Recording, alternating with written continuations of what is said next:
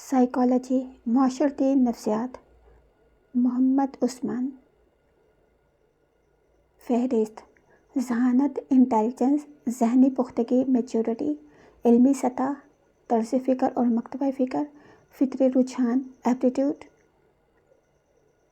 تخلیقی صلاحیتیں، کریٹیوٹی، احساس ذمہ داری، قوت ارادی اور خود اعتمادی، شجاعت اور بہادری، انصاف پسندی، کامیابی کی لگن، بخل اور سخاوت، لالچ اور قناعت، عادات اور خصائل، فنی اور پیشہ ورانہ مہارت، جنسی جذبہ، غصہ اور جارحیت، مایوسی تشویش، خوشی و غمی، محبت و نفرت، اخلاص، خوف و خشیت، حیرت و تجسس، ترجیحات، قوت برداشت، صبر و شکر، ٹیم اسپرٹ، خود انحصاری یا دوسروں پر انحصار، خود غرضی، قائدانہ صلاحیتیں، عصبیت، قانون کی پاسداری، ظاہری شکل و شباہت اور جسمانی صحت، چستی، ایثار، احساس برتری اور احساس کمتری، خوش اخلاقی، معاملہ فہمی، انتہا پسندی، ابلاغ کی صلاحیتیں، خطرے کے بارے میں رویہ، پسندیدگی اور ناپسندیدگی۔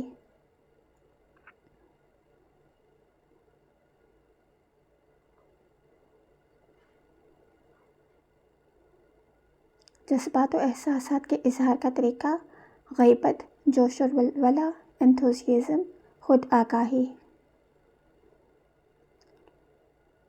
بسم اللہ الرحمن الرحیم۔ علم نفسیات سائیکالوجی میں شخصیت کا مطالعہ ایک دلچسپ موضوع ہے۔ شخصیت کی ایک جامع اور مانع تعریف کرنا بہت مشکل ہے۔ سادہ الفاظ میں ہم یہ کہہ سکتے ہیں کہ کسی انسان کی شخصیت اس کی ظاہری اور باطنی اور اکتسابی اور غیر اکتسابی خصوصیات، پرسنالٹی ایٹریبیوٹس کا مجموعہ ہے۔ اگر وہ ہم سے پوچھے کہ تمہارے دوست کی شخصیت کیسی ہے، تو ہم جواب میں فوراً اس کی چند صفات کا ذکر کرتے ہیں کہ وہ محنتی، وقت کا پابند، ذہین اور مخلص ہے۔ ان میں سے بہت سی خصوصیات مستقل ہوتی ہیں، لیکن طویل عرصے کے دوران ان میں تبدیلیاں پیدا ہوتی رہتی ہیں۔ انہی خصوصیات کی بنیاد پر ایک شخص دوسرے سے الگ نظر آتا ہے اور ہر معاملے میں دوسروں سے مختلف رویے اور کردار کا مظاہرہ کرتا ہے۔ اگر کسی کی شخصیت کو درست طور پر جان بھی لیا جائے تو پیشن گوئی کی جا سکتی ہے کہ وہ فرد مخصوص حالات میں کیا کیا کرے گا۔ ان میں سے بعض صفات عارضی حالات کی پیداوار بھی ہوتی ہیں۔ علم نفسیات کی طرح شخصیت اور کردار کی تعمیر دین کا ایک اہم ترین موضوع ہے۔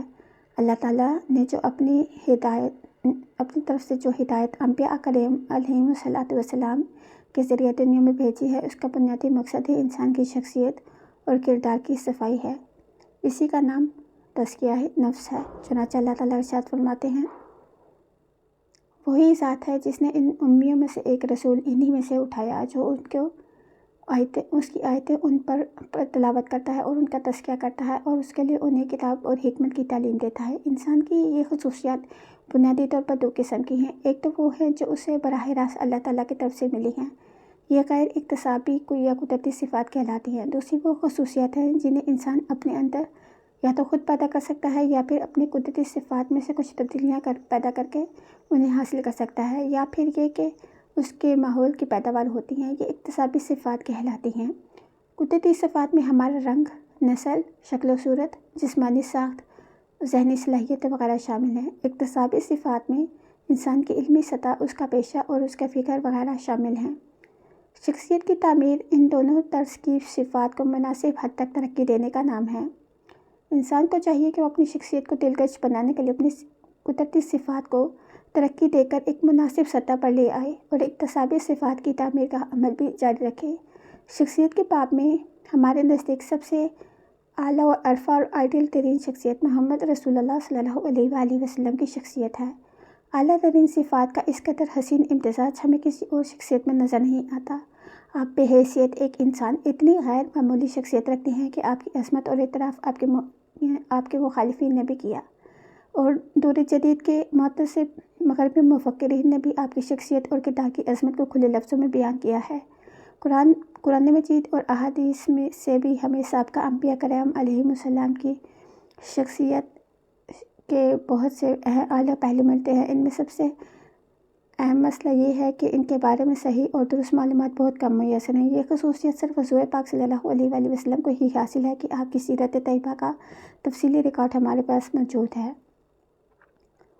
آپ کے زیر تربیت صحابہ کرام علیہم رضوان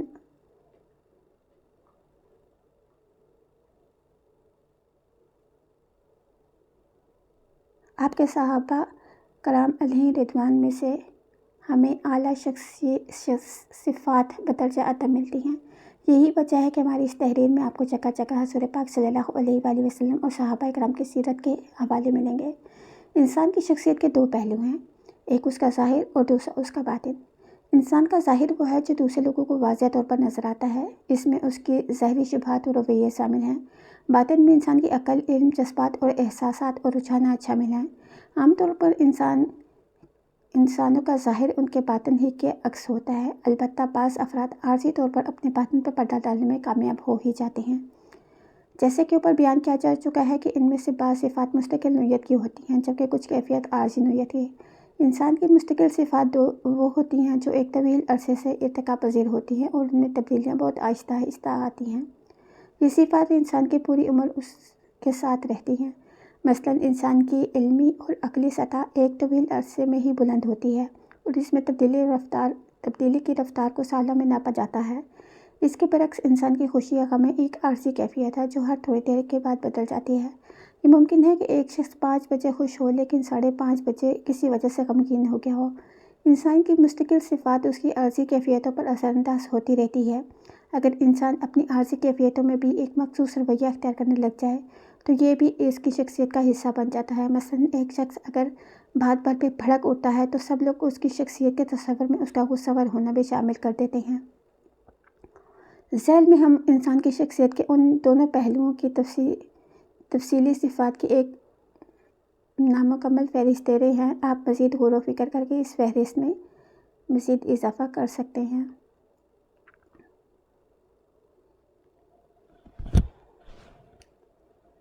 ذہانت، قوت برداشت، ذہنی پختگی، صبر و شکر، علمی سطح، ٹیم اسپرٹ، خود انحصاری یا دوسروں پر انحصار، طرز فکر اور مکتبہ فکر، خود غرضی، فطری رجحان، قائدانہ صلاحیتیں، تخلیقی صلاحیتیں، عصبیت، عادات، انتہا پسندی، خوشی اور غمی، احساس ذمہ داری، قانون کی پاسداری، قوت ارادی اور خود اعتمادی، ظاہری شکل و شباہت اور جسمانی صحت، شجاعت اور بہادری، چستی، انصاف پسندی، ایثار، کامیابی کی لگن، احساس برتری یا کمتری، بخل اور سخاوت، خوش اخلاقی، لالچ اور قناعت، معاملہ فہمی، پیشہ ورانہ مہارت، جوش اور ولولہ، ابلاغ کی صلاحیتیں، جنسی جذبہ، اپنے ارد گرد کی چیزوں کے بارے میں رویہ، غصہ، خطرات کے بارے میں رویہ، مایوسی اور تشویش کی صورت میں رویہ، پسندیدگی اور ناپسندیدگی، جذبات و احساسات کے طریقہ اظہار، جذب و محبت، اخلاص، خوف، حیرت و تجسس، ترجیحات۔ جب ہیرے کو کان سے نکالا جاتا ہے تو محض یہ ایک پتھر کا ٹکڑا ہوتا ہے۔ ایک ماہر جوہری اسے تراش خراش کر کے انتہائی قیمتی ہیرے کی شکل دیتا ہے۔ انسان کی شخصیت کو بھی تراش خراش کر کے ایک اعلیٰ درجے کی شخصیت بنانا بھی ایک قسم کا فن ہے۔ فرق صرف یہ ہے کہ ہیرا جوہری کے ہاتھوں میں مجبور ہوتا ہے کہ وہ جیسی شکل چاہے اسے دے دے، جبکہ انسان ایک زندہ مخلوق ہے۔ اس کی شخصیت کی تراش خراش کرنے والے والدین، اساتذہ، دوست اپنی مرضی سے اسے کوئی شکل نہیں دے سکتے، بلکہ اس میں سب سے زیادہ اہم چیز اس کی اپنی آمادگی بھی ہوتی ہے۔ اگر کوئی فرد اس سانچے میں نہ ڈھلنا چاہے جس میں اس کے والدین، اساتذہ یا دوست ڈھلنا چاہتے ہیں تو دنیا کی کوئی بھی طاقت اسے اس پر مجبور نہیں کر سکتی۔ ہاں، ایسا ضرور ہے کہ جبر کے تحت وہ کسی کام سے رک جائے، لیکن چھپ چھپ کر اس کام کو کرنے سے جبر بھی اسے نہیں روک سکتا۔ انسان کی مستقل صفات کو کس طرح تراشا جائے، اس میں کیا تراش خراش کی جائے جس کے نتیجے میں یہ شخصیت ایک بہترین نمونہ بن سکے، اس کی کچھ تفصیل اس تحریر میں پیش کی گئی ہے۔ اس تحریر میں بہت سے مقامات پر امین احسن اصلاحی صاحب کی کتاب تزکیہ نفس سے بھی ماخوذ ہیں۔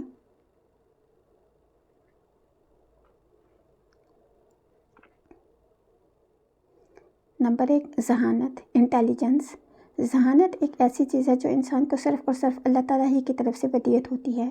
انسان اس میں کسی حد تک اضافہ کر سکتا ہے، یا یوں کہنا مناسب ہوگا کہ اس کے استعمال کو بہتر بنایا جا سکتا ہے۔ ایک عام ذہنی سطح کے انسان کو ذہین تو نہیں بنایا جا سکتا، لیکن اسے یہ دولت جس حد تک ملی ہے اسے بہتر طور پر استعمال ضرور کیا جا سکتا ہے۔ ذہانت کے بارے میں غلط تصورات بھی پائے جاتے ہیں، جن کے مطابق یہ سمجھا جاتا ہے کہ یہ موروثی چیز ہے، یا یہ کہ مرد عورتوں سے، پڑھے لکھے ان پڑھوں سے، امیر غریبوں سے، شہری دیہاتیوں سے، اعلیٰ سمجھی جانے والی ذاتیں ادنیٰ سمجھی جانے والی ذاتوں سے، سفید فہم نسل دوسری نسلوں سے، اور مغربی اقوام مشرق اقوام سے زیادہ ذہین ہیں۔ ان تصورات کی کوئی حقیقت نہیں۔ دراصل مردوں، تعلیم یافتہ افراد، امیروں، شہر میں رہنے والوں لوگوں، اعلیٰ سمجھی جانے والی ذاتوں، سفید فہموں اور اہل مغرب کی دنیا میں اپنی صلاحیتوں کے اظہار کے لیے مواقع زیادہ ملتے ہیں، جن کی وجہ سے ان کی صلاحیتیں زیادہ نمایاں ہو کر سامنے آتی ہیں۔ جہاں کہیں خواتین، غربا اور دیگر طبقات کو اپنی صلاحیتوں کے اظہار کا موقع ملا ہے، ان کی ذہانت بھی ابھر کر سامنے آئی ہے۔ اپنی ذہانت کی پیمائش کے لیے اسکیل دنیا میں رائج ہیں، جو کہ آئی کیو انٹیلیجنس کوشنٹ ٹیسٹ کہلاتے ہیں۔ انٹرنیٹ پر ایسے کئی ٹیسٹ دستیاب ہیں، ان کے ذریعے اپنی ذہانت کو کسی حد تک پیمائش کی جا سکتی ہے۔ ذہانت کو قابل استعمال بنانے کے لیے کئی طریقہ کار ہائے استعمال ہیں۔ ان میں سے ایک تو یہ ہے کہ اپنی علمی سطح کو بلند کیا جائے۔ علم کے ساتھ ساتھ ذہانت بھی خود بخود بڑھ سکتی ہے۔ ذہنی صلاحیتوں کو بہتر بنانے کے لیے بہت سی کھیلیں بھی ایجاد کی گئی ہیں، جن میں اپنی عمر اور دلچسپی کے مطابق مناسب کھیل کھیل کر ان صلاحیتوں کو بہتر بنایا جا سکتا ہے۔ قدیم دور کے جن معاملات مثلاً تعلیم، پیشے وغیرہ میں پختگی حاصل کرنا چاہتے ہیں، ان کا زیادہ سے زیادہ مطالعہ کیجیے اور اپنے علم کو تجربے کی کسوٹی پر پرکھیے۔ اپنی غلطیوں سے سبق سیکھیے اور انہیں دہرانے سے پرہیز کیجیے۔ اسی میں اس خاص معاملے میں ذہنی پختگی حاصل ہوگی۔ حضور نبی کریم صلی اللہ علیہ وآلہ وسلم نے اسی بات کو یوں بیان فرمایا ہے کہ مومن ایک سوراخ سے 2 مرتبہ نہیں ڈاسا جا سکتا۔ تجربے کا کوئی نعم البدر نہیں، البتہ عقل مند لوگ بہت مرتبہ خود تجربہ کرنے سے پہلے دوسروں کے تجربات سے فائدہ اٹھاتے ہیں۔ اگر ہر سائنسدان اپنی تحقیق کا آغاز پہیے کی ایجاد ہی سے کرتا تو دنیا میں اس قدر سائنسی ترقی نہ ہو سکتی۔ دوسروں کے تجربات سے حاصل کردہ نتائج کو اگر آگے بڑھائیں اور مزید پختگی حاصل کرنی چاہیے۔ علمی سطح کو بلند کرنے کے 2 ہی طریقے ہیں، یعنی مطالعہ اور مشاہدہ اور تجربہ۔ مطالعہ اور مشاہدے کے ذریعے انسان دوسروں کی دریافت کردہ علم کو حاصل کرتا ہے اور تجربے کے ذریعے اس میں اپنی طرف سے اضافہ کرتا ہے۔ اہل علم کی صحبت اختیار کیجیے اور زیادہ سے زیادہ مطالعہ کیجیے اور حاصل کردہ علم کی عملی تجربے کی کسوٹی پر پرکھیے۔ اس سے ذہنی پختگی کے ساتھ ساتھ علمی سطح بھی بلند ہوگی۔ حضور نبی کریم صلی اللہ علیہ وآلہ وسلم بھی اپنے رب سے علم میں اضافے کی دعا کیا کرتے تھے۔ ذہانت اور علم کے ساتھ ایک فتنہ بھی وابستہ ہے، اور وہ غرور و تکبر کا فتنہ ہے۔ جو انسان زیادہ ذہین اور بڑا عالم ہو، وہ بالعموم دوسروں کو حقیر سمجھنے لگتا ہے اور کسی اور کی بات کو قبول کرنے کی زحمت نہیں کرتا، خواہ وہ بات حق ہی پر کیوں نہ ہو۔ جب بھی آپ کو ایسا خیال آئے تو فوراً اللہ تعالیٰ سے توبہ کیجیے اور یہ سوچیے کہ یہ ذہانت اور علم کس کی عطا کرتا ہے۔ اگر تو یہ اسے اپنی ہی طرف سے پیدا کیا ہے تو ٹھیک ہے، ورنہ جس نے اسے عطا فرمایا ہے وہ اسے چھین بھی سکتا ہے۔ طرز فکر اور مکتبہ فکر، یہ ہر انسان ایک مخصوص طریقے سے سوچتا ہے۔ وہ بعض چیزوں کو ترجیح دیتا ہے اور بعض کو زیادہ اہمیت نہیں دیتا۔ یہی وجہ ہے کہ مختلف علوم میں مکتبہ فکر، اسکول آف تھاٹس وجود میں آتی ہیں۔ کسی بھی علمی میدان میں جب کوئی غیر معمولی شخصیت پیدا ہوتی ہے تو وہ اس میں اپنے ایسے اضافے کر دیتی ہیں جس کی مثال عام لوگوں میں نہیں ملتی۔ جن لوگوں کی طرز فکر اس طرز فکر سے میچ ہوتی ہے، وہ ایک غیر معمولی شخصیت کی پیروی کرنے لگتے ہیں۔ اس طرح ایک مکتبہ فکر وجود پذیر ہوتا ہے۔ اس کی ایک بہت بڑی مثال امام ابو حنیفہ رحمۃ اللہ تعالیٰ کا مکتبہ فکر ہے۔ امام صاحب ایک اعلیٰ درجے کے ذہین اور فطن شخص تھے۔ دین کو سمجھنے میں انہیں جو مقام حاصل ہے وہ بہت کم لوگوں کو حاصل نصیب ہوا۔ انہوں نے دین کو جس طرح سمجھا اور دین کو سمجھنے کے لیے جو اصول وضع کیے، انہیں اس وقت کے ذہین ترین افراد کی تائید حاصل ہوئی۔ امام صاحب نے چن کر اپنے گرد ذہین ترین لوگوں کو اکٹھا کیا اور اسلامی قانون کی تدوین سازی کا کام شروع کیا۔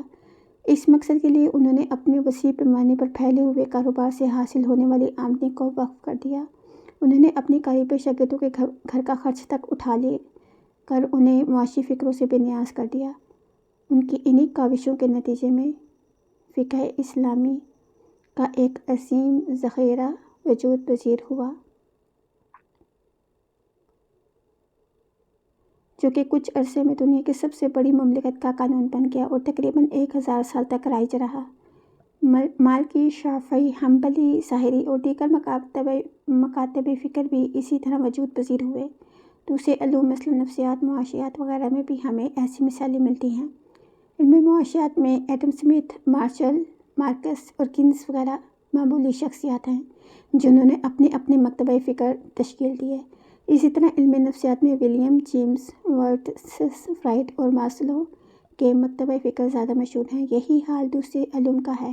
علم کی دنیا میں اپنے طرز فکر کو زیادہ اپیل کرنے والے مکتبہ فکر کو اختیار کرنا اور اس سے وابستہ ہونا کوئی بری بات نہیں سمجھی جاتی۔ ہر مکتبہ فکر کے اہل علم دوسرے مکاتب فکر کا احترام کرتے ہیں۔ یہ روایت قدیم ہے اور آج تک چلی آ رہی ہے۔ امام ابو حنیفہ اور امام مالک رحمۃ اللہ تعالیٰ علیہ کے مابین جس درجے کا احترام پایا جاتا تھا، اس کی مثالیں عام لوگوں میں بہت کم ملتی ہیں۔ مسئلہ اس وقت پیدا ہوتا ہے جب یہ معاملہ اہل علم اور دانش کی سطح سے اتر کر عوامی سطح پر اتر آتا ہے۔ جب کسی مکتبہ فکر پر کوتاہ قامت اور عامیانہ سوچ رکھنے والوں کا اقتدار قائم ہو جاتا ہے، یعنی دوسرے لفظوں میں انہیں اپنے ضرف سے زیادہ مقام مل جاتا ہے، تو پھر وہ اپنے یا علاوہ دوسروں کو حقیر اور غلط سمجھنے لگتے ہیں۔ ان کے نزدیک اپنے مکتبہ فکر کی ہر بات درست اور دوسرے کی ہر بات غلط ہو جاتی ہے۔ ان کا سارا زور اپنے نقطۂ نظر کی حمایت میں الٹے سیدھے دلائل فراہم کرنے میں لگ جاتا ہے، ایک دوسرے سے حسد، بغض کی شکل اختیار کر جاتا ہے، جو کہ نفرت کی شکل اختیار کر جاتا ہے، اور پھر مکتبہ فکر سے مسلک سے فرقہ اور فرقے سے اپنا نیا مذہب جنم لیتا ہے۔ اپنے طرز فکر اور مزاج کو اپیل کرنے والے کسی مکتبہ فکر سے تعلق قائم کرنا کوئی برائی نہیں۔ ہاں، ہمارے ہاں یہ مسلک میں بڑھ کر فرقہ کی شکل اختیار کر چکا ہے، اس سے اجتناب کرنا نہایت ضروری ہے۔ اگر انسان یہ سمجھ بیٹھے کہ میرے مکتبہ فکر کے سوا دنیا میں کہیں بھی حق نہیں پایا جاتا اور اسی پر جامد ہو کر اپنے ذہن کے دروازے ہر نئی فکر اور ہر نئی سوچ کے لیے بند کر لے، تو پھر اس کے لیے ہدایت کے دروازے بھی بند ہو جاتے ہیں اور وہ نفرت اور تعصب کی آگ میں ہی جلتا رہتا ہے۔ اس موقع پہ امام شافعی رحمۃ اللہ تعالیٰ علیہ کا ایک ارشاد بڑا معنی خیز ہے: دین کے اصولی اور بنیادی معاملات میں تو ہم یہ سمجھتے ہیں کہ ہم حق پر ہیں اور ہمارا مخالف غلطی پر ہے، لیکن اجتہادی اور فروعی مسائل میں ہم یہ سمجھتے ہیں کہ اگرچہ ہم نے اپنی دین درست رائے کا اختیار کی ہے، لیکن اس بات کا امکان موجود ہے کہ ہم غلط ہوں اور ہمارا مخالف صحیح ہو۔ جو لوگ اپنی شخصیت کی ایک آئیڈیل سطح تک تلاش خراش کرنا چاہیے، ان کے لیے لازم ہے کہ وہ خود میں وسعت نظری کو فروغ دیں اور تنگ نظری سے بچیں، اور ورنہ ان کی شخصیت نامکمل رہ جائے گی۔ والدین اور اساتذہ کو بھی چاہیے کہ وہ اپنے زیر تربیت افراد میں حتی الامکان ہر قسم کے تعصب اور تنگ نظری کو پیدا ہونے سے بچائیں۔ فطری رجحان، ایپٹیٹیوڈ۔ انسان میں کسی بھی کام کا فطری رجحان پایا جاتا ہے۔ اس فطری رجحان کو دبانے کے لیے سے بہت سے مسائل پیدا ہو جاتے ہیں۔ ہمارے والدین بالعموم بچوں کے رجحانات کو دبا کر اس پر اپنے ذاتی رجحانات مسلط کرتے ہیں۔ اس صورت میں بچہ اپنے رجحان کی تکمیل کے لیے غیر اخلاقی طریقے بھی اختیار کر لیتا ہے۔ اس کی ایک بڑی مثال جنس کے بارے میں ہمارا رویہ ہے۔ ہر انسان میں جنس کی طرف ایک فطری رجحان پایا جاتا ہے۔ اس کا سادہ سا اور اخلاقی حل یہ ہے کہ جیسے ہی بچہ بلوغت کی منزل طے کرے، اس کی جلد سے جلد شادی کر دی جائے تاکہ وہ اپنی خواہشات کو فطری طریقے پر پورا کر سکے۔ ہمارے قدیم معاشرے میں ایسا ہی ہوتا تھا، جس کے نتیجے میں جنسی مسائل بہت کم پیدا ہوا کرتے تھے۔ ہمارے یہاں معاشرتی نظام کو کچھ ایسا بنا دیا گیا ہے کہ شادی مشکل سے مشکل ہوتی جا رہی ہے اور جنسی تسکین کے ناجائز طریقے آسان سے آسان ہوتے جا رہے ہیں۔ اس پر ترا یہ کہ میڈیا صنفی خواہشات کو زیادہ سے زیادہ ابھارنے کی کوششوں میں مصروف ہے۔ یہی وجہ ہے کہ ہمارے معاشروں میں جنسی بے راہ روی پھیلتی جا رہی ہے۔ اس مسئلے پر ریحان احمد یوسفی صاحب نے اپنی تحریر پر نعمت مصیبت کیوں بن گئی میں بہت دلچسپ بحث کی ہے۔ اس کی ایک مثال تعلیم کے میدان میں بھی سامنے آتی ہے۔ ایک طالب علم جن مضامین کو اختیار کرنا چاہتا ہے، والدین زبردستی اسے اس سے ہٹا کر ڈاکٹر یا انجینئر بنانے کی کوشش کرتے ہیں۔ رجحان کے بارے میں والدین کو چاہیے کہ وہ اپنے بچے کے فطری رجحانات کو نہ دبائیں اور انہیں اپنے شوق کی تسکین کر لینے دیں۔ اس سلسلے میں عملی رکاوٹ یہ ہے کہ بعض اوقات انسان کا رجحان کسی ایسے پیشے کی طرف ہوتا ہے جس میں اسے کوئی بہت اچھا کیریئر ملنے کی توقع نہیں ہوتی۔ مثلاً ایک شخص کا رجحان ادب اور فلسفے کی طرف بہت زیادہ ہے، لیکن اس میں ڈاکٹریٹ کرنے کے بعد بھی اسے کوئی اچھی جاب یا ملازمت نہیں مل سکتی۔ ایسی صورتحال میں عملی حل یہ ہے کہ اپنے رجحانات کی ایک لسٹ بنائیے اور اس میں ترجیحات متعین کیجیے۔ اگر آپ کی پہلی ترجیح کوئی بہت اچھا کیریئر نہیں دے سکتی تو پھر دوسری یا تیسری ترجیح اختیار کر لیجیے اور پہلی ترجیح کو اپنا فارغ وقت کا مشغلہ بنا لیجیے۔ اس کی مثال یہ ہے کہ فرض کر لیجیے کہ آپ کا رجحان فلسفے کی طرف بڑھتا جا رہا ہے اور دلی خواہش ہے کہ آپ زمین میں ماسٹرز کر لیں، تو فلسفے کو بالعموم بہت اچھا کیریئر نہیں ملتا۔ آپ کی دوسری ترجیح مارکیٹنگ کے شعبے کی ہے، جس میں بالعموم ایک اچھے کیریئر مل جاتا ہے۔ اس صورت میں آپ یہ کر سکتے ہیں کہ پیشے کے طور پر آپ مارکیٹنگ کو اختیار کریں اور فلسفے کو بطور شوق ذاتی طور پر پڑھتے رہیے۔ آپ اپنے رجحان کی تسکین کے اچھے طریقے بھی اختیار کر سکتے ہیں اور برے بھی۔ مثلاً اگر آپ کو لٹریچر پڑھنے کا شوق ہے تو آپ کو مثبت اور تعمیری لٹریچر میں شاہکار قسم کی تصنیفات بھی شامل ہو سکتی ہیں۔ منفی نوعیت کا مایوسی پھیلانے والا لٹریچر بھی شامل ہو سکتا ہے اور لیجنڈ قسم کا جنسی ناول بھی۔ رجحانات کے بارے میں اس بات کا خاص خیال رکھیں کہ آپ کو ہمیشہ اچھی چیزوں کا انتخاب ہی کرنا چاہیے اور بری چیزوں سے اجتناب کرنا چاہیے۔ تخلیقی صلاحیتیں، کریٹیوٹی۔ تخلیقی صلاحیتوں سے مراد کسی انسان کی وہ صلاحیتیں ہیں جن کی بدولت وہ نئے آئیڈیاز تخلیق کرتا ہے اور ان کی بنیاد پر عملی زندگی میں نئی اختراعات کرتا ہے۔ بدقسمتی سے ہمارا معاشرہ تخلیقی سوچ کی بالعموم حوصلہ شکنی کرتا ہے۔ ایک ماہر نفسیات کے الفاظ میں، ہمارے ہاں اس بچے یا فرد کو پسند کیا جاتا ہے جو فرما بردار ہے، دوسروں کا ادب کرتا ہے، اپنا کام وقت پر مکمل کرتا ہے، یا اس کے ہم اثر اسے پسند کرتے ہیں جو دوسروں میں مقبول ہوتا ہے۔ اس کے مقابلے میں ہم ایسے بچوں کو ناپسند کرتے ہیں جو بہت زیادہ سوال پوچھتے ہیں، سوچنے اور فیصلہ کرنے میں خود مختار ہوتے ہیں، اپنے عقائد پر ڈٹے رہتے ہیں، کسی کام میں مگن رہتے ہیں اور کسی بااختیار شخص کی بات کو منوعاً قبول نہیں کرتے۔ پہلی قسم کا بچہ کو تو ہم بہت اچھا بچہ کہتے ہیں اور دوسری قسم کے بچے کو ہم بہت برا بچہ سمجھتے ہیں۔ ہمارے تعلیمی ماحول میں تخلیقی سوچ کی حوصلہ شکنی کی جاتی ہے۔ اگرچہ ایک بچہ امتحان میں کسی سوال کے جواب میں اپنے خیالات کا اظہار کرتا ہے تو اسے کم نمبر دیے جاتے ہیں۔ ہمارے ٹی وی اور ریڈیو پر ذہنی آزمائش کے پروگرام سوچنے کی صلاحیت کے بجائے یادداشت کی آزمائش کرتے ہیں۔ مذہبی تعلیم میں بھی قرآن کو حفظ کرنے پر زور دیا جاتا ہے، لیکن اگر سمجھ کر روزمرہ زندگی پر اطلاق کرنے کی تربیت نہیں دی جاتی۔ بچوں کو کامیابی حاصل کرنے اور اول آنے کی ترغیب دی جاتی ہے، لیکن علم حاصل کرنے کی نئی باتوں کو اہمیت نہیں دی جاتی۔ ہم غلطیاں کرتے اور ان کا اقرار کرنے سے گھبراتے ہیں، لیکن غلطیوں کے بغیر تحقیق کی سوچ ممکن نہیں۔ ہمارے یہاں اگر کچھ اداکاروں اور ان کی تخلیق کو اہمیت دی جاتی ہے تو اس کو نظر انداز کیا جاتا ہے، جس کے نتیجے میں کوئی تصویر، دھن وغیرہ کی تخلیق ہوئی ہے، یعنی تحقیق کے نتائج کو سراہا جاتا ہے، لیکن اس محنت اور جدوجہد کو نظر انداز کیا جاتا ہے جسے تخلیقی عمل کہتے ہیں۔ تخلیقی سوچ میں 3 اہم عناصر ہوتے ہیں۔ جدت، اگر کسی مسئلے کو حل کرنے کی صلاحیت اور کوئی قابل قدر مقصد حاصل کرنے کی صلاحیت۔ جدت سے مراد موجود یا روایتی انداز میں پائی جانے والی چیزوں، تصورات وغیرہ کو انفرادی انداز میں آپس میں ملانا یا نئے سرے سے ترتیب دینا ہے۔ دنیا میں جتنے تخلیقی کام کیے گئے ہیں ان میں پرانی چیزوں یا تصورات کو نئے انداز میں دکھایا گیا ہے۔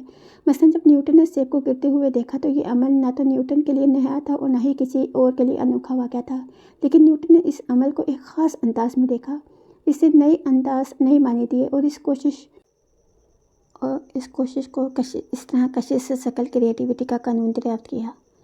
تاہم صرف جدت ہی کسی شوق یا عمل کا تخلیقی نہیں بنا سکتا، بلکہ اس میں مسائل کا حل بھی بہت ضروری ہے۔ تخلیقی صلاحیتیں رکھنے والے افراد کی کچھ ایسی خصوصیات ہوتی ہیں جو انہیں دوسروں سے نمایاں کرتی ہیں۔ ماہرین نفسیات کی تحقیقات کے مطابق یہ افراد انفرادیت پسند ہوتے ہیں اور روایتی سوچ اور کردار کے مقابلے میں اپنی ذات اور سوچ کو زیادہ اہمیت دیتے ہیں۔ یہ دوسروں پہ بہت کم انحصار کرتے ہیں اور اکثر معاملات میں خود مختار ہوتے ہیں، حتیٰ کہ ان کے جاننے والے بھی انہیں ضدی اور سرکش قرار دیتے ہیں۔ ان میں عموماً لوگوں کی خوشنودی حاصل کرنے کا احساس کم ہوتا ہے۔ یہ مستقل مزاج ہوتے ہیں، جس کام میں دلچسپی لیتے ہیں انہیں تندہی سے کرتے ہیں اور ناکامیوں اور مشکلات سے نہیں گھبراتے۔ اگر ان کے ساتھی ان کے ساتھ چھوڑ بھی جائیں تو یہ ثابت قدم رہتے ہیں۔ عام لوگوں عام لوگ چیزوں میں سادگی، تسلسل اور ترتیب کو پسند کرتے ہیں، ابہام اور تضاد سے دور رہتے ہیں، بھاگتے ہیں اور خیالات کی توڑ پھوڑ سے گھبراتے ہیں۔ ان کے برعکس تخلیقی افراد کی شخصیت بہت ہی زیادہ لچکدار ہوتی ہے۔ وہ پیچیدہ اور الجھی ہوئی غیر متوازن اور مکمل چیزوں میں زیادہ دلچسپی لیتے ہیں، نئے نئے خیالات کو ٹٹولتے، انہیں توڑتے مروڑتے اور مختلف حل تلاش کرنے میں لطف محسوس کرتے ہیں۔ وہ تخلیق شدہ چیزوں میں دلچسپی لینے کے بجائے تخلیقی عمل میں زیادہ دلچسپی لیتے ہیں۔ یہ اپنے خیالات میں پائی جانے والی سوزش، عدم استحکام، پیچیدگی اور رفتہ تفریح سے نہیں گھبراتے۔ یہ اپنی خوبیوں اور خامیوں سے عام لوگوں کی نسبت بہت زیادہ آگاہ ہوتے ہیں۔ یہ دوسروں کے علاوہ خود کو بھی طنز و مزاح کا نشانہ بنانے سے نہیں ڈرتے۔ ان کا گھریلو ماحول بالعموم مثبت ہوتا ہے۔ گھریلو لڑائی جھگڑے بہت کم ہوتے ہیں۔ والدین بچوں کی آزادانہ ماحول فراہم کرتے ہیں جس میں بچہ خود اپنے تجربات کے ذریعے ماحول سے آگاہی حاصل کرتا ہے۔ یہ جن اداروں میں تعلیم حاصل کرتے ہیں وہاں ماحول آمرانہ نہیں ہوتا بلکہ سوالات کرنے کی حوصلہ افزائی کی جاتی ہے۔ استاد کا تعلق بالعموم ان سے دوستانہ ہوتا ہے اور تخلیقی صلاحیتوں کی نشو و نما دی جاتی ہے۔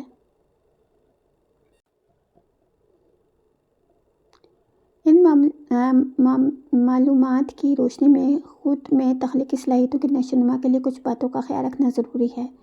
اپنی فکر پر کبھی پہرے نہ بٹھائیے۔ اگر آپ کے ذہن میں کوئی سوال پیدا ہو تو اسے محض شیطانی وسوسہ سمجھ کر نظر انداز نہ کیجیے، بلکہ اہل علم سے اس کے جواب مانگنے کی کوشش کیجیے۔ ذہن میں ایسے خیالات کو موجود رکھنے کی مشق کیجیے جو ایک دوسرے کے متضاد ہوں۔ پیچیدہ، الجھی ہوئی اور نامکمل چیزوں اور خیالات سے نہ گھبرائیے۔ اپنے گھر اور اداروں میں ایسا ماحول پیدا کیجیے جو تخلیقی صلاحیتوں کو فروغ دے۔ اپنے اداروں میں ڈسپلن کے نام پر خواہ مخواہ تخلیقی صلاحیتوں کا گلا نہ گھونٹیے، بلکہ نئے خیالات کو خوش آمدید کہیے۔ تخلیقی سوچ کو فروغ دینے کے بہت سے طریقے دریافت ہو چکے ہیں۔ ان میں ایک طریقہ برین اسٹارمنگ ہے، جس میں ایک گروپ کسی مسئلے کے زیادہ سے زیادہ حل تجویز کرنے کے لیے کہا جاتا ہے۔ پہلے مرحلے میں اس بات پر توجہ نہیں دی جاتی کہ کوئی حل اچھا اور قابل عمل ہے یا نہیں۔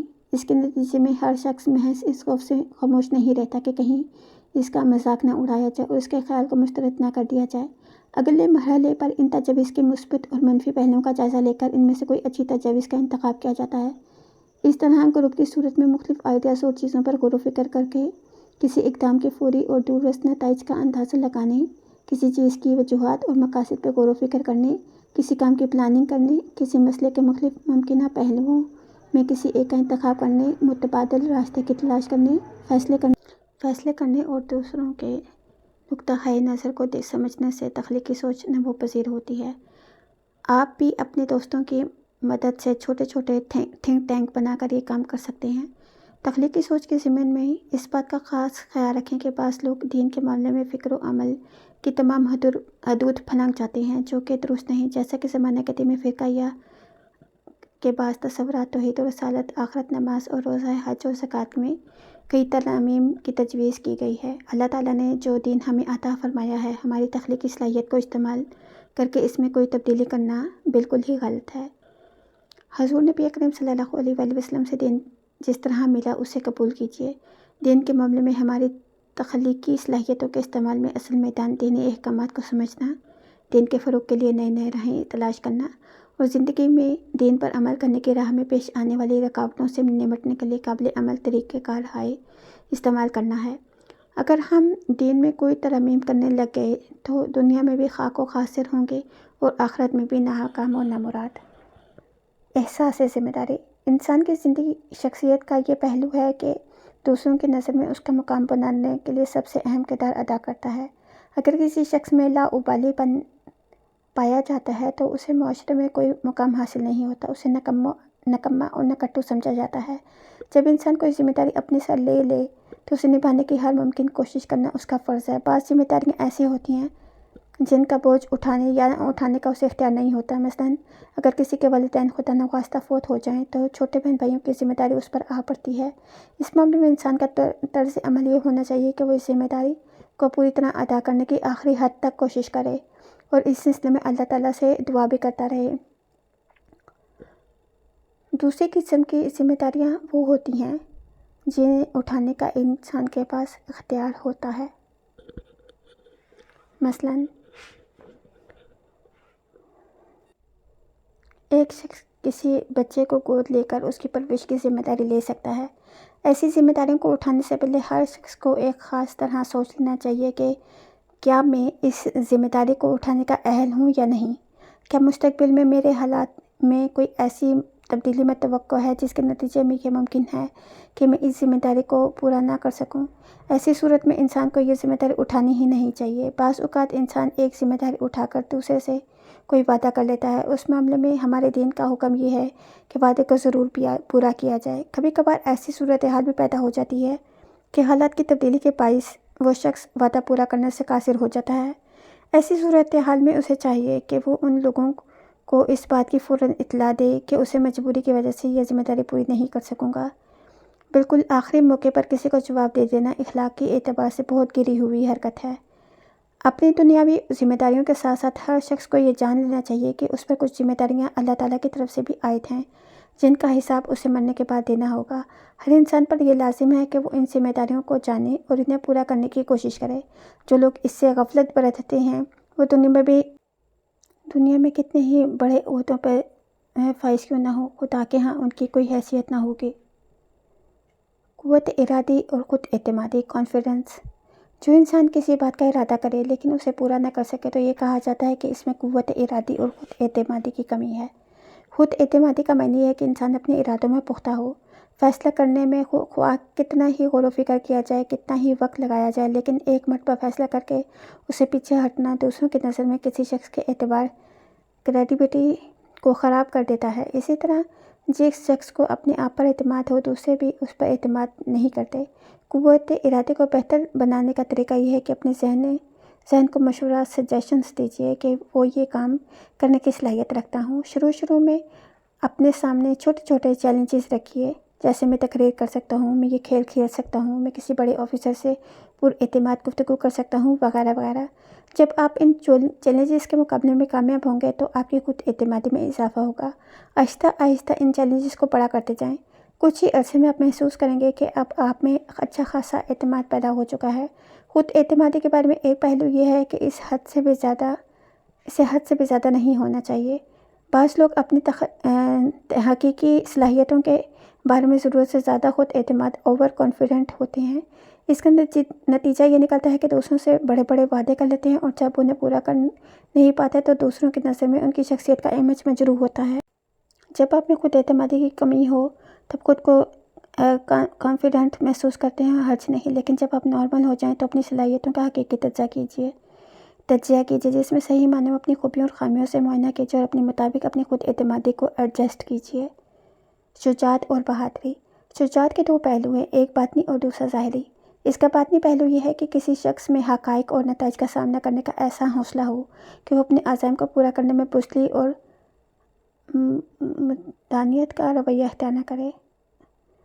جس بات کو وہ حق سمجھے اس پر ڈٹ جائے اور اس کے بارے میں کسی ملامت کی پرواہ نہ کرے۔ ظاہری پہلو یہ ہے کہ انسان کی شجاعت کے جوہر کھل کر سامنے آئیں اور وہ دشمنوں کا ڈٹ کر مقابلہ کرے۔ کسی انسان میں شجاعت کا باطنی پہلو زیادہ نمایاں ہوتا ہے اور کسی میں ظاہری۔ اگر ہم صحابہ کرام رضی اللہ عنہم کی شخصیات کا جائزہ لیں تو سیدنا ابوبکر صدیق اور سیدنا عثمان رضی اللہ تعالیٰ عنہما کی شجاعت پہلی قسم کی ہے، سیدنا عمر اور حضرت علی رضی اللہ تعالیٰ عنہما کی دوسری قسم کی۔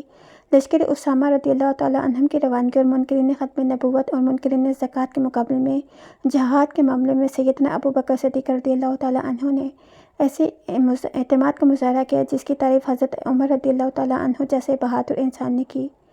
اسی طرح حضرت عثمان رضی اللہ تعالیٰ نے خود پر حملہ آور ہونے والوں کے مقابلے میں انتہا درجے کے ضبط نفس کا مظاہرہ کیا۔ حضرت عمر اور علی رضی اللہ تعالیٰ عنہ کی شجاعت اتنی واضح ہے کہ وہ کسی طرح بیان محتاج نہیں۔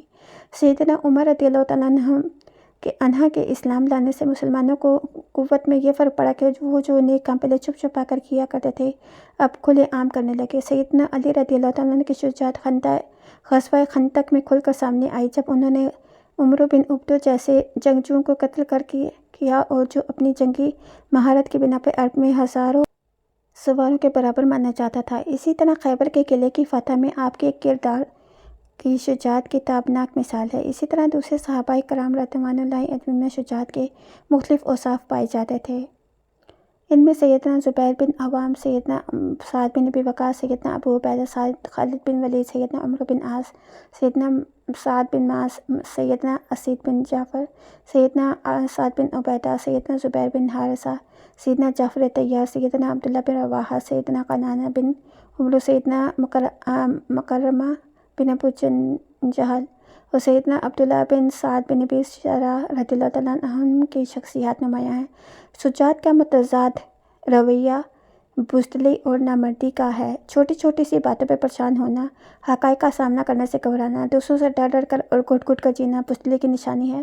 اس سے نجات کا حل یہ ہے کہ اپنی شخصیت میں خود اعتمادی پیدا کیجیے۔ یہی خود اعتمادی اس کی بزدلی کے خاتمے کا سبب بنے گی۔ آپ کا عملی طریقہ خود اعتمادی کے تحت بیان کیا گیا ہے۔ شجاعت کے باب میں یہ پہلو اہم ہے کہ انسان بہادری کے زوم میں حقیقت پسندی سے دور نہ بھاگے۔ ایسا نہ ہو کہ اپنی بہادری کی وجہ سے کوئی شخص اپنی صلاحیتوں کا غلط اندازہ اوور اسٹیمیٹ لگائے اور ایسی قوت سے قبل از وقت ٹکرا جائے جس سے مقابلہ کی وہ صلاحیت نہ رکھتا ہو۔ اس کا نتیجہ صرف اور صرف اپنی قوت کی تباہی کی صورت میں نکلتا ہے۔ شجاعت کے زوم میں زمینی حقائق کو نظر انداز کرنا خودکشی کے سوا کچھ نہیں۔ بہادری کا صحیح پہلو یہ ہے کہ انسان اپنی صلاحیت کی ممکنہ حد تک علمبردار بنے اور کلمہ حق کو بلند کرنے کی کوشش کرے۔ اسی وجہ سے ظالم حکمران کے سامنے کلمہ حق کہنے کو افضل ترین جہاد قرار دیا گیا ہے۔ ہمارے انبیاء کرام علیہم السلام اور بزرگان دین علیہ رحمۃ اللہ علیہ کی سیرت اس سے بھری ہے۔ انہوں نے کلمہ حق کو بلند کرنے کے لیے ہر طرح کے مصائب کا سامنا کیا۔ انصاف پسندی، عدل و انصاف کی ہمارے دین میں بنیادی حیثیت حاصل ہے۔ عدل کے معنی ہے کہ حقدار کو اس کا حق ادا کر دیا جائے۔ دین میں عدل کا تقاضا اس قدر شدت سے کیا گیا ہے کہ اپنے ذاتی اور قومی یا دینی دشمنوں کے بارے میں ناانصافی کا کوئی رویہ بھی اللہ تعالیٰ کو پسند نہیں۔ چنانچہ اللہ تعالیٰ نے ارشاد فرمایا، اے ایمان والو، تم اللہ کی خاطر حق پر قائم ہو جاؤ اور سچائی اور انصاف کے ساتھ گواہی دینے والے بن جاؤ۔ کسی قوم کی دشمنی تمہیں اس بات پر آمادہ نہ کرے کہ تم عدل نہ کرو۔ یہ عدل تقویٰ کے زیادہ قریب ہے۔ اللہ تعالیٰ سے ڈرتے رہو، بے شک اللہ تمہارے اعمال سے باخبر ہے۔ اس آیات کا سیاق و سباق یہ بتاتا ہے کہ خاص طور پر اسی دشمنی کا تذکرہ ہے جو دین کی بنیاد پر ہو۔ ظاہر ہے یہ دشمنی کی سخت ترین شکل ہے جس میں بھی مسلمانوں کو ناانصافی اور انتہا پسندی سے روکا گیا ہے۔ اگر ہم اپنے رویوں کا جائزہ لیں تو یہ بات واضح ہوگی کہ قرآن مجید میں واضح رہنمائی کے باوجود ہمارے ہاں انصاف پسندی کا شدید فقدان ہے۔ عدالتی انصاف کی بات تو جانے ہی دیجیے۔ اپنی روزمرہ زندگی میں ہم بار بار عدل و انصاف کا خون کرتے ہیں۔ سڑک پر چلتے ہوئے ہم کتنے دیندار افراد کے ٹریفک قوانین کی خلاف ورزی کر کے دوسروں کی حق تلفی کرتے ہیں۔ اسی طرح دکاندار چیز کے پیسے تو وصول کرتے ہیں لیکن چیز کا معیار یا مقدار میں کمی کر دیتے ہیں۔ اپنے کاروباری معاملات میں کیش فلو کی حالت کو بہتر کرنے کے لیے معاہدے کے خلاف رقوم کی ادائیگی میں تاخیر عام سی بات ہے، جس میں چھوٹے چھوٹے دکانداروں سے لے کر بڑی بڑی کمپنیاں بھی ملوث ہیں۔ ہمارے بہت سے لوگ تعداد ازواج کی اجازت کے استعمال میں بے باک ہیں، لیکن قرآن مجید کے حکم کے مطابق ان میں عدل و انصاف کا تو سوال ہی پیدا نہیں ہوتا۔ بالعموم نئی بیویوں کے نخرے اٹھائے جاتے ہیں اور پرانی بیوی کو نظر انداز کر دیا جاتا ہے۔ جب لوگ قطار میں کھڑے ہوتے ہیں تو بہت سے لوگ ان کی حق تلفی کرتے ہوئے درمیان میں گھسنے کی کوشش کرتے ہیں۔ ہمیں صرف اور صرف ان دوسروں کی غلطیاں ہی نظر آتی ہیں اور اپنی غلطیاں سے صرف نظر کرتے ہیں۔ کبھی اختلاف، بالخصوص دینی مسئلے میں اختلاف کی صورت میں دوسروں کی بات سننا ہمیں گوارا نہیں ہوتا۔ شاید ہم یہ سمجھتے ہیں کہ میں اتفاقاً جس عقیدے اور مسلک میں پیدا ہوا وہی حق ہے۔